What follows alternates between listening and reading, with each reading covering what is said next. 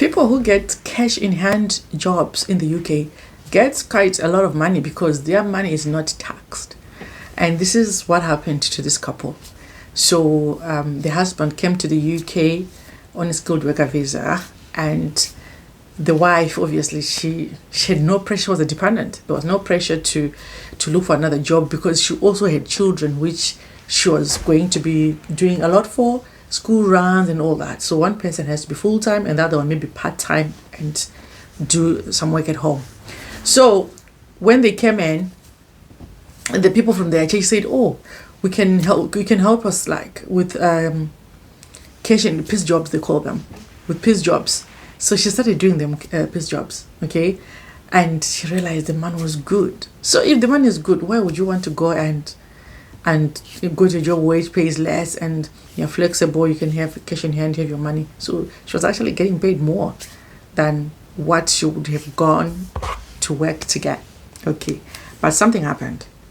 Right. So I'm going to read out a story that they've written to us. And on this platform, we share real life stories and life in the UK, the disasters, the lessons, and we're grateful for these people who share their stories. Okay. So if you have your story, you can send it to thandysams@gmail.com or on any of my Facebook pages, message me, and it's going to be anonymous. No one will know it's your story. Okay. No names on it.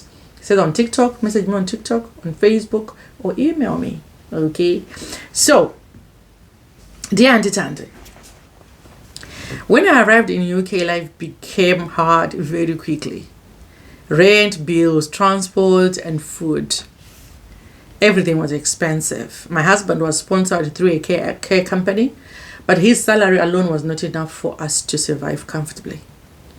So a woman from church introduced me to people looking for workers, not care work. Just small piece jobs, cleaning houses, helping at parties, hair braiding from home, kitchen work, babysitting, packing jobs, helping people move houses, cash cleaning contracts. Every job paid cash.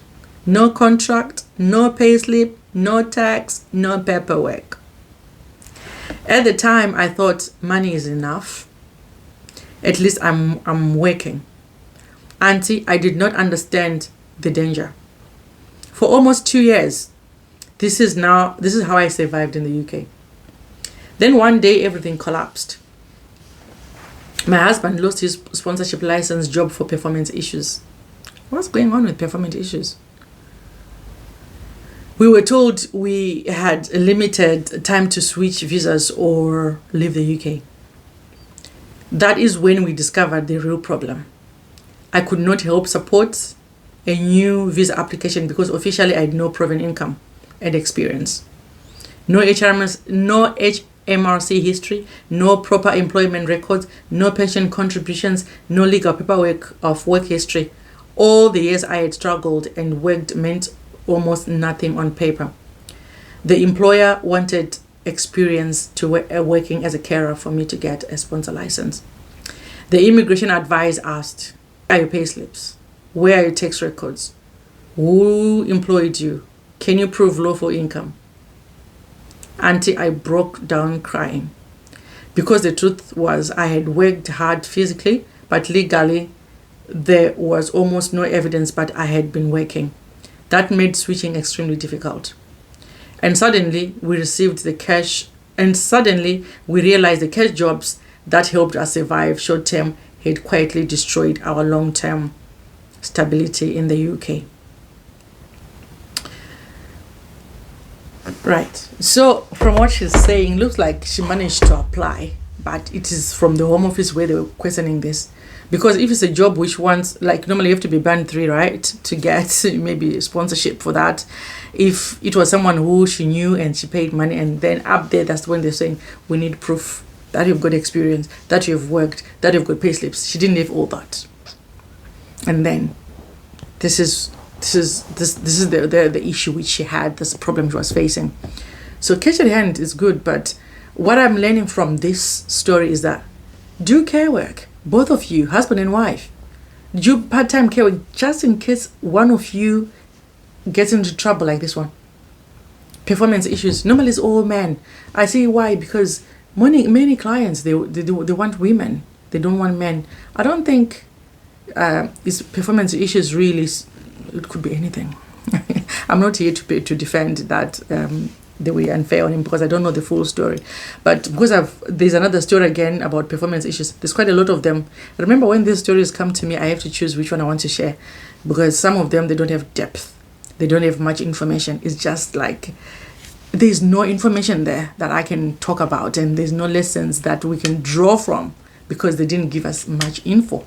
But from this one, it looks like she actually applied. And then she says, because the immigration were asking for the payslips. Where did you work in the past? So where have you been in the past 2 years? You're applying for a sponsorship. This sponsorship is saying they need someone with experience. Where's your experience? So that's where the problem started. So just do care work part-time, okay?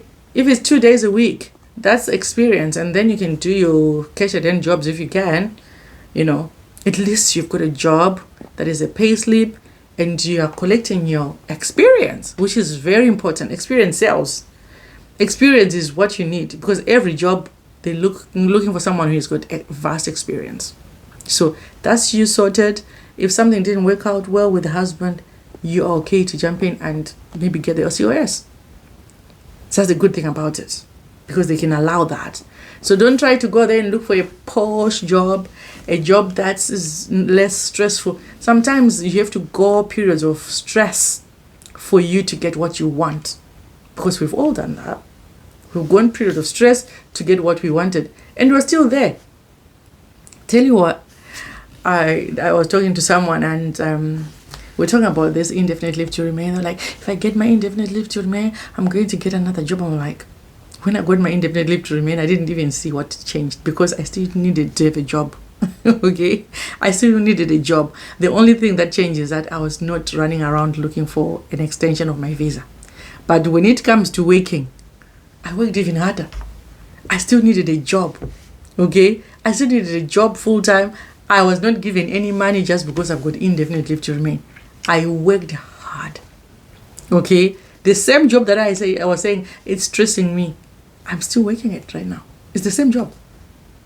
It is the same job. I've found ways of coping. I've gone through my difficult times, so I've got my coping strategies. I know how to defend myself. I know you always get treated unfairly in the workplaces. It's there. You can't run away from it. But thank God, there are representatives everywhere. There are lawyers everywhere. There are unions everywhere. Join them. Okay? Join them. It's unfortunate this person was on a care worker visa, so you are given 60 days, so there's not much time.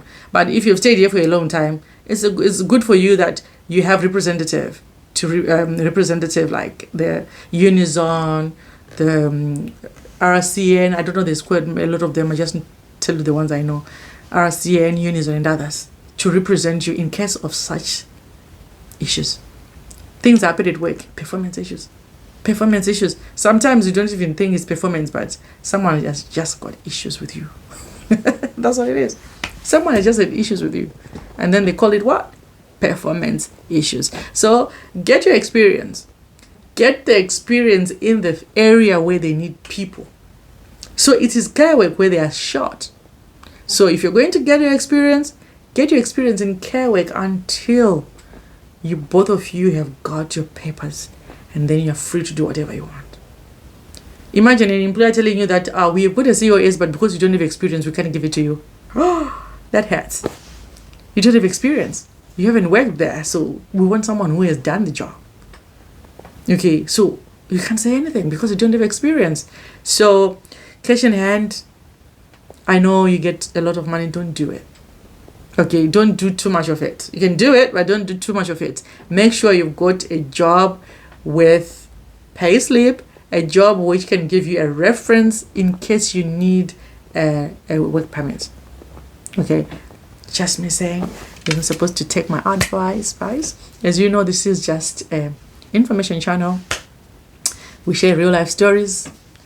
I'm not a lawyer, I'm not an immigration advisor. I just share stories as they come. And my own experiences and your experiences, guys, which you share with us. So guys, welcome if you're here for the first time. Don't forget to to like and subscribe to this channel and support us, guys.